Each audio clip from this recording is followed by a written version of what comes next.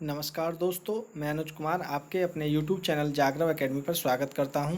और दोस्तों, आज हम फिर से लेकर आए हैं टॉप 10 करंट अफेयर्स का ये सेशन।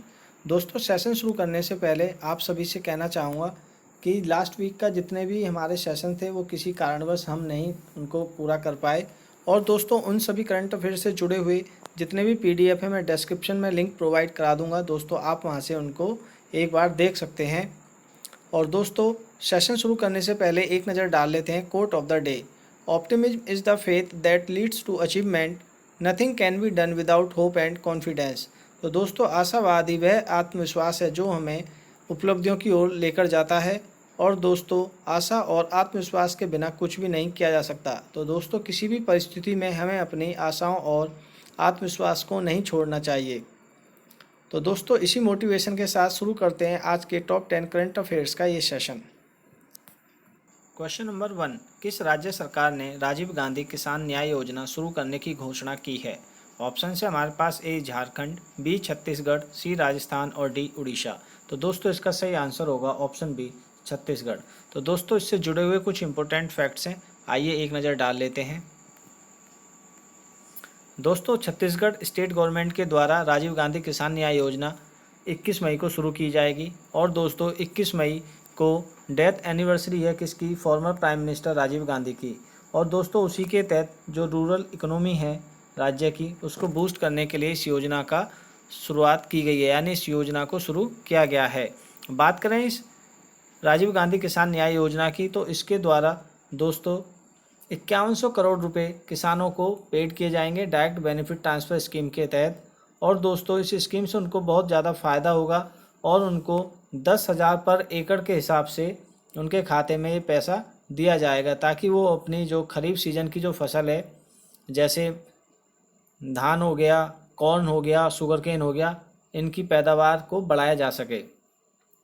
दोस्तों, इस स्कीम से 1.87 मिलियन फार्मर्स को फ़ायदा होगा। इसके अलावा दोस्तों, बात करें छत्तीसगढ़ की, वहाँ के चीफ मिनिस्टर हैं भूपेश बघेल, गवर्नर हैं अनुसुईया उके, और इसकी स्थापना हुई थी छत्तीसगढ़ राज्य की 1 नवंबर 2000 को। क्वेश्चन नंबर 2, फेसबुक ने कौन सी इमेज एनिमेटेड वेबसाइट कंपनी का अधिग्रहण किया है? ऑप्शन है हमारे पास ए पिक्सर, बी पिक्साबे, सी रॉ पिक्सल और डी जिफी। तो दोस्तों, इसका सही आंसर होगा ऑप्शन डी जिफी। जिफी एक सर्च इंजन है दोस्तों, जिसका अधिग्रहण किया गया है फेसबुक के द्वारा। तो दोस्तों, आइए जानते हैं इससे जुड़े हुए कुछ important facts. Social media company Facebook ने दोस्तों जिफी कंपनी का अधिग्रहण किया है। और दोस्तों, इसकी जो प्राइस है उसका खुलासा नहीं किया गया, लेकिन एक न्यूज़ वेबसाइट एक्सियोस के द्वारा दोस्तों इसकी जो कॉस्ट है वो करीब 400 मिलियन US डॉलर है। दोस्तों, अब जिफी को मर्ज कर दिया जाएगा इंस्टाग्राम में। और दोस्तों, बहुत ही ज़्यादा इंटरैक्टिव अब इंस्टाग्राम में आप मैसेजेस कर सकते हैं और बहुत ही ज़्यादा अपने मैसेज को रिच एंड वाइब्रेंट बना सकते हैं। दोस्तों, बात करें जिफ की, तो GIF stands for graphic interchange format, यानी कि इंटरैक्टिव इमेजेस होती हैं दोस्तों। और जिफ के जो सर्च इंजन था दोस्तों, इसकी शुरुआत की गई थी एलेक्स चंग और जैक कोक द्वारा फरवरी 2013 में, जो कि सर्च इंजन था किसके लिए? जिफ के लिए, जो जिफ इमेजेस होती हैं दोस्तों। इसी के साथ दोस्तों बात करते हैं फेसबुक की। तो फेसबुक की जो फाउंडर्स थे दोस्तों, मार्क जुकरबर्ग थे, यानी कि मेनली। और इसके साथ ही थे दोस्तों Andrew McCallum, Eduardo Saverin, Dustin Moskovitz और क्रिस हक्स। दोस्तों, CEO की बात करें फेसबुक के, वो हैं दोस्तों मार्क जुकरबर्ग, और इसका मुख्यालय है कैलिफोर्निया, यूनाइटेड स्टेट्स में। और इसकी स्थापना हुई थी दोस्तों 2 फरवरी 2004 में। तो दोस्तों, इसी के साथ चलते हैं नेक्स्ट क्वेश्चन की ओर। क्वेश्चन नंबर 3, प्रसिद्ध साहित्यकार और प्रोफेसर अनीसुज्जमान का निधन हो गया है, वह किस देश से संबंधित थे? ऑप्शन है हमारे पास ए बांग्लादेश, बी श्रीलंका, सी पाकिस्तान और डी मलेशिया। तो दोस्तों, इसका सही आंसर होगा ऑप्शन ए बांग्लादेश। ये बांग्लादेश के बहुत ही ज़्यादा फेमस साहित्यकार और प्रोफेसर थे, साथ ही साथ ये एक शिक्षाविद भी थे। तो दोस्तों, आइए जानते हैं इससे जुड़े हुए कुछ इंपॉर्टेंट फैक्ट्स। दोस्तों, बात करें इनके कार्यकाल की, तो दोस्तों ये बांग्ला एकेडमी के प्रेसिडेंट भी थे 2012 से। इसी के साथ दोस्तों इनको बहुत सारे शिक्षा के क्षेत्र में अवार्ड भी दिए गए, उनमें से एक है इकुशी पदक जो कि इनको 1985 में दिया गया। भारत की तरफ से बात करें तो दोस्तों इनको पद्म भूषण प्रदान किया गया भारत सरकार द्वारा 2014 में। बात करते हैं दोस्तों बांग्लादेश की, तो वहाँ के प्राइम मिनिस्टर हैं शेख हसीना। प्रेसिडेंट की बात करें वो हैं दोस्तों अब्दुल हामिद। कैपिटल है ढाका और करेंसी है टका। तो दोस्तों इसी के साथ चलते हैं नेक्स्ट क्वेश्चन की ओर। क्वेश्चन नंबर 4, गुजरात सरकार 8% की जगह पर कितने प्रतिशत पर गुजरात के छोटे व्यापारियों, स्ट्रीट वेंडर और पेशेवरों को ऋण मुहैया कराएगी? ऑप्शन है हमारे पास ए 5%, बी 4%, सी 2% और डी 1%। तो दोस्तों इसका सही आंसर होगा ऑप्शन सी 2%। गुजरात सरकार ने एक योजना शुरू की है जिसके तहत जितने भी वहाँ के छोटे व्यापारी हैं, स्ट्रीट वेंडर्स हैं और जो पेशेवर हैं उनको 2% पर लोन प्रोवाइड कराया जाएगा और 6% का जो लोन होगा दोस्तों उसको सब्सिडी माना जाएगा और जो स्टेट गवर्नमेंट है वो उसका भुगतान करेगी। तो आइए जानते हैं इससे जुड़े हुए कुछ इंपॉर्टेंट फैक्ट्स। आत्मनिर्भर गुजरात सहाय योजना दोस्तों शुरू की गई है गुजरात राज्य सरकार द्वारा और इस स्कीम के तहत इंटरेस्ट सब्सिडी प्रदान की जाएगी जितने भी लोग लोन लेंगे इस योजना के तहत। दोस्तों इसका जो एम है जितने भी स्मॉल ट्रेडर्स हैं, स्ट्रीट वेंडर्स हैं और स्मॉल प्रोफेशनल्स हैं उनको दोस्तों ये एक सहायता दी जाएगी और जिसके द्वारा दोस्तों करीब 5,000 करोड़ रुपए लोन के तहत इन लोगों को दिया जाएगा और जो इसका कार्यकाल होगा वो लगभग 3 वर्ष होगा। इसी के साथ दोस्तों बात करें मॉरेटोरियम पीरियड की, वो 6 महीने होगा, यानी लोन लेने के बाद आपको 6 महीने तक कोई भी EMI पेड नहीं करना है और ना ही उसके लिए इंटरेस्ट आपको चुकाना है। और इस लोन को दोस्तों आत्मनिर्भर गुजरात सहाय योजना के तहत आप रिटर्न एप्लीकेशन के द्वारा कोऑपरेटिव बैंक्स, डिस्ट्रिक्ट बैंक्स और क्रेडिट कोऑपरेटिव सोसाइटी से आप इसको ले सकते हैं। बात करते हैं दोस्तों चीफ मिनिस्टर हैं गुजरात के, वो हैं विजय भाई आर रूपानी और गवर्नर की बात करें दोस्तों वो हैं आचार्य देवव्रत। तो दोस्तों इसी के साथ चलते हैं नेक्स्ट क्वेश्चन की ओर। क्वेश्चन नंबर 5, हाल ही में बंगाल की खाड़ी में चक्रवात आया है जिसको नाम दिया गया है। ऑप्शन है हमारे पास ए एम्फन, बी फानी, सी गाजा और डी वर्धा। तो दोस्तों इसका सही आंसर होगा ऑप्शन ए एम्फन। जो बंगाल की खाड़ी में हाल ही में चक्रवात आया है दोस्तों उसका नाम है एम्फन। बात करें फानी की तो दोस्तों ये 2019 में बंगाल की खाड़ी में आया था। गाजा की बात करें तो दोस्तों ये तमिलनाडु के तट पर 2018 में और वर्धा की बात करें तो दोस्तों ये 2016 में तमिलनाडु के तट पर आया हुआ साइक्लोन है। तो दोस्तों आइए जानते हैं इससे जुड़े हुए कुछ इंपॉर्टेंट फैक्ट्स। दोस्तों बात करें साइक्लोन एम्फन की तो दोस्तों बे ऑफ बंगाल यानी बंगाल की खाड़ी में आया है और दोस्तों अगर इसके आने वाले समय की बात करें तो इंडिया, बांग्लादेश और म्यांमार इससे सबसे ज़्यादा प्रभावित होंगे। इसी के साथ दोस्तों ये जो एम्फन नाम दें वो दिया गया है थाईलैंड के द्वारा दोस्तों, जो कि लिस्ट में 64 नाम थे साइक्लोन्स के और उस लिस्ट का ये आखिरी नाम है। दोस्तों बात करें इस लिस्ट की किस तरीके से तैयार की जाती है तो दोस्तों WMO वर्ल्ड मीटरोलॉजिकल ऑर्गेनाइजेशन है जिसके द्वारा ओशन बेसिन में जितने भी देश होते हैं उनके द्वारा एक लिस्ट तैयार की जाती है। सभी देशों अपने अपने यहाँ से नाम के सुझाव भेजते हैं दोस्तों किसको, WMO को या फिर जो भी रीजनल वहाँ का मीटरोलॉजिकल डिपार्टमेंट या ऑर्गेनाइजेशन होती है। दोस्तों बात करें नॉर्थ इंडियन ओशियन की तो वहाँ का जो मीटरोलॉजिकल डिपार्टमेंट है वो है IMD यानी इंडियन मीटरोलॉजिकल डिपार्टमेंट, यानी कि भारत का ये मौसम विज्ञान केंद्र है जिसके द्वारा दोस्तों ये नाम सुझाए जाते हैं। और 2004 में जो लिस्ट थी दोस्तों 8 देश थे उनके द्वारा 8-8 नाम दिए गए, इसी के तहत 64 नाम लिस्ट में आए। और दोस्तों 2018 के बाद जो लिस्ट में जो देश आते हैं उनकी संख्या हो गई है 13 और प्रत्येक के द्वारा दोस्तों 13-13 नाम दिए गए हैं। इस वजह से 169 नाम हैं आने वाले जो भविष्य में भी साइक्लोन आएंगे इसी लिस्ट से उनको नाम दिया जाएगा।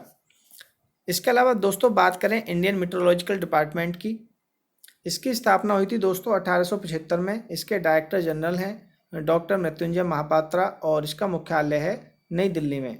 तो दोस्तों इसी के साथ चलते हैं नेक्स्ट क्वेश्चन की ओर। Question number 6, thermal corona combat headgear किस राज्य की पुलिस द्वारा लॉन्च किया गया है? ऑप्शन है हमारे पास ए महाराष्ट्र, बी गुजरात, सी दिल्ली और डी राजस्थान। तो दोस्तों इसका सही आंसर होगा ऑप्शन सी दिल्ली। तो दोस्तों आइए जानते हैं इससे जुड़े हुए कुछ इंपॉर्टेंट फैक्ट्स। दोस्तों बात करें थर्मल कोरोना कॉम्बैट हेडगेयर की, दोस्तों इसको इंडियन रोबोटिक सॉल्यूशन के कोलैबोरेशन में तैयार किया गया है। और दोस्तों ये जो फ्रंटलाइन कोरोना वॉरियर्स हैं उनको प्रोटेक्ट करता है किससे, कोविड-19 से। इसके द्वारा पुलिसकर्मी जो पीपल हैं, लार्ज नंबर ऑफ पीपल हैं, उनके टेम्परेचर को 10 से 15 मीटर की दूरी पर ही पता कर सकते हैं, डिटेक्ट कर सकते हैं। और दोस्तों इससे सोशल डिस्टेंसिंग के जो नॉर्म्स हैं उनको लागू करने में काफ़ी ज़्यादा सहायता मिलती है। इसी के साथ दोस्तों बात करें थर्मल कोरोना कॉम्बैट ड्रोन को भी लॉन्च किया गया है और इसके द्वारा पुलिसकर्मियों की रियल इमेज डिवीजन कैमरा के द्वारा ली जा सकती है। और इसी के साथ निर्देश देने के लिए लाउड स्पीकर की व्यवस्था इस ड्रोन में की गई है। इसी के साथ दोस्तों बात करते हैं दिल्ली के मुख्यमंत्री हैं अरविंद केजरीवाल जी और वहाँ के लेफ्टिनेंट गवर्नर हैं अनिल बैजल। तो इसी के साथ चलते हैं नेक्स्ट क्वेश्चन की ओर। क्वेश्चन नंबर 7, भारत सरकार और AIIB ने किस राज्य में सिंचाई सेवाओं में सुधार के लिए समझौते पर हस्ताक्षर किए हैं? ऑप्शंस हैं ए पश्चिम बंगाल, बी छत्तीसगढ़, सी झारखंड और डी बिहार। तो दोस्तों इसका सही आंसर होगा ऑप्शन ए वेस्ट बंगाल यानी कि पश्चिम बंगाल। तो दोस्तों आइए जानते हैं इससे जुड़े हुए कुछ इंपॉर्टेंट फैक्ट्स। दोस्तों भारत सरकार और AIIB ने 145 मिलियन $US के प्रोजेक्ट पर हस्ताक्षर किए हैं, जिसके तहत दोस्तों भारत सरकार और AIIB महत्वपूर्ण योगदान देंगे। किस क्षेत्र में दोस्तों? जो दामोदर वैली का जो क्षेत्र है उसमें सिंचाई संबंधी जो सुविधाएं हैं और जो फ्लड मैनेजमेंट है उसमें सुधार करना है।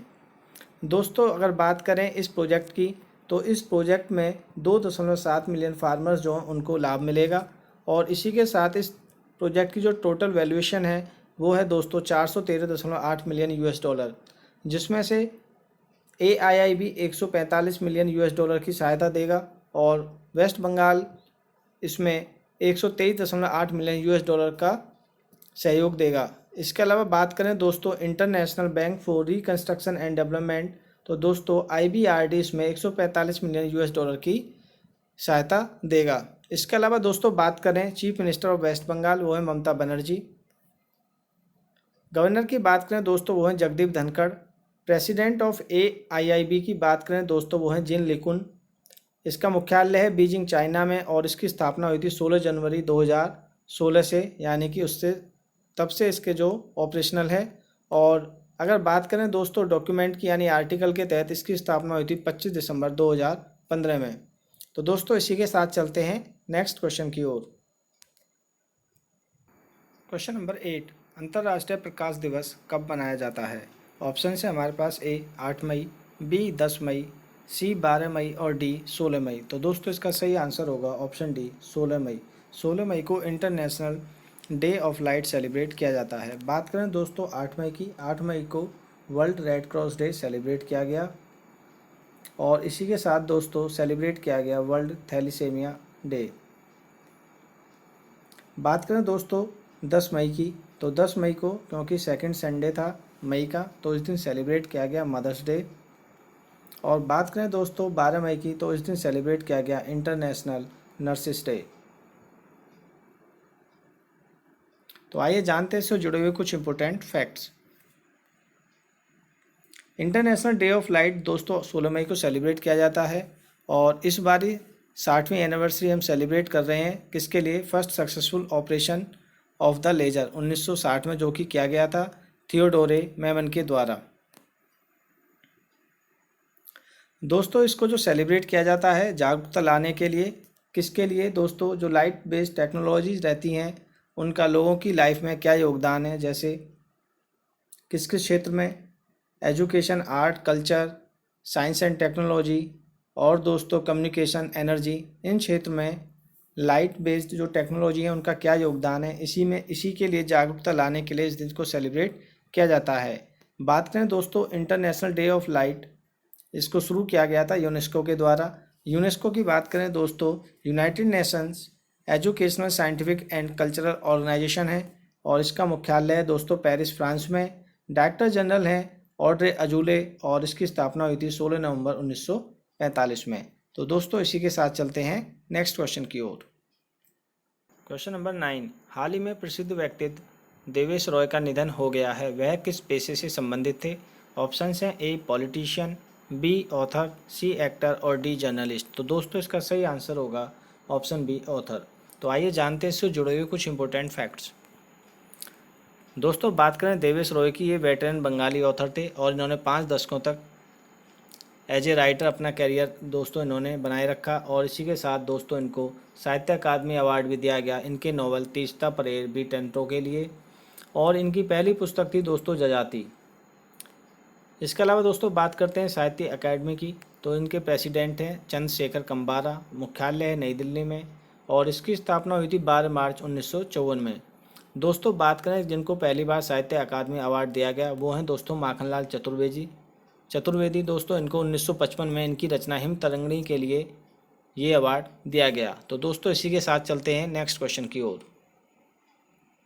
क्वेश्चन नंबर 10, पीओके में चीन द्वारा वित्त पोषित डायमर बासा डैम किस नदी पर तैयार किया जाना है? ऑप्शन हैं ए इंडस, बी झेलम, सी चिनाब और डी रावी। तो दोस्तों इसका सही आंसर होगा ऑप्शन ए इंडस। तो दोस्तों आइए जानते हैं इससे जुड़े हुए कुछ इंपॉर्टेंट फैक्ट्स। दोस्तों बात करें इस डैम की, जो कि नॉर्थन गिलगिट बाल्टिस्तान रीजन में इसको बनाया जाएगा और जहां पर चाइना अपना बॉर्डर साझा करता है और इससे करीब 4500 मेगावाट एनर्जी का उत्पादन किया जाएगा। और दोस्तों चाइना के रोल की बात करें तो इस कंस्ट्रक्शन से डैम के इस क्षेत्र में चाइना का जो प्रेजेंस है वो काफ़ी बढ़ जाएगा। इसके अलावा बात करें दोस्तों, ये जो डैम है ये भारत की संप्रभुता का उल्लंघन ही नहीं करता, बल्कि दोस्तों जो पारिस्थितिक आपदा है वो भी एक इसका मेन कोज हो सकता है, यानी कि मेन कारण हो सकता है। क्योंकि दोस्तों जो इसकी लोकेशन है वो पर्यावरणीय अनुकूल नहीं है। बात करें दोस्तों यहाँ की औसतन एक महीने में 300 बार भूकंप आते हैं, जो परिस्थिति और जो इसकी लोकेशन है वो इसको अनुकूल नहीं बनाती इस डैम के निर्माण के लिए। और दोस्तों इस बात का प्रमाण दिया है यूएस की foremost design and infrastructure firm AECOM ने, जिन्होंने चीफ जस्टिस ऑफ पाकिस्तान को एक लेटर लिखा और उस लेटर में बताया इन्होंने, क्योंकि जो ये इसकी साइट है इसके साथ बहुत ज़्यादा रिस्क जुड़ा हुआ है किसके, आरसीसी डैम के। और किस कारणवश जुड़ा हुआ है दोस्तों, extremely high due to the transportation issue और सीस्मिक प्रोफाइल, यानी कि एक यहाँ पर ट्रांसपोर्टेशन की भी समस्या है और इसी के साथ दोस्तों जो इसका सीस्मिक प्रोफाइल है यानी भूकंपीय जोन है, इस लोकेशन पर जो इस प्रोजेक्ट को तैयार करने में बाधा हो सकता है। तो दोस्तों अगर आपको ये हमारा वीडियो सेशन पसंद आया हो और ये वीडियो सेशन आपके लिए हेल्पफुल रहा हो तो प्लीज़ हमारे चैनल को सब्सक्राइब कीजिएगा और बेल आइकन को प्रेस कीजिएगा ताकि आपको लेटेस्ट अपडेट्स टाइमली मिलते रहें। और इसी के साथ ज़्यादा से ज़्यादा लाइक कीजिएगा, शेयर कीजिएगा और कमेंट्स कीजिएगा। और सभी से मेरी अपील है लॉकडाउन के समय में निर्देशों का पालन करें, घर पर रहें, सुरक्षित रहें और फिर मिलते हैं नेक्स्ट वीडियो में टॉप 10 करंट अफेयर्स के साथ।